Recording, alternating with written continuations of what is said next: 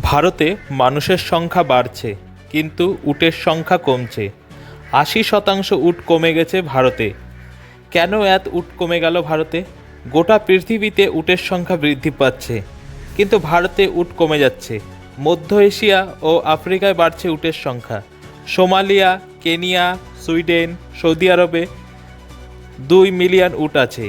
জাতিসংঘ একটি রিপোর্ট জানিয়েছে 1960 সালে গোটা পৃথিবীতে 13 মিলিয়ন উট ছিল। 2024-এ যা দাঁড়িয়েছে 35 মিলিয়ন। কিন্তু ভারতের সরকারি তথ্য বলছে 1961 সালে ছিল 1 মিলিয়ন উট, কিন্তু 2024 সালে দাঁড়িয়েছে 2 লাখ উটে। খুব দ্রুত কমে যাচ্ছে ভারতে উটের সংখ্যা। ভারতে শুধু কয়েকটি রাজ্যে উট দেখা যায়। ভারতে উটের ব্যবহার করা হয় মালবহনের জন্য ও দুধের জন্য। ৮০% উট আছে রাজস্থানে। 2007 সালে রাজস্থানে 4,20,000 উট ছিল। 2012-তে দাঁড়ায় 3,25,000। 2019-এ দাঁড়ায় 2,10,000।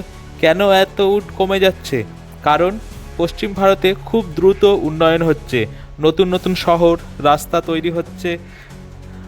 মালবহনের জন্য বড় বড় গাড়ি ব্যবহার করা হচ্ছে। নতুন নতুন শহর তৈরি হচ্ছে। উটের জন্য প্রয়োজনীয় জমি কমে যাচ্ছে। থাকছে না উটের চড়ার জন্য জমি, ফলে কমে যাচ্ছে উটের সংখ্যা। উটের দুধ খুব ভালো মানব দেহের জন্য। উটের দুধে খুব কম মিষ্টি থাকে। ভিটামিন ও খনিজ গুণে ভরপুর উটের দুধ। দিন দিন উটের দুধের চাহিদা বাড়ছে।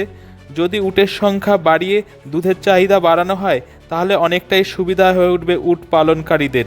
Bureau report, Rajasthan. এ বিষয়ে আরও জানতে কলকাতা সমাচার চ্যানেলটি লাইক করুন, সাবস্ক্রাইব করুন ও বেল আইকনটি প্রেস করুন। ধন্যবাদ।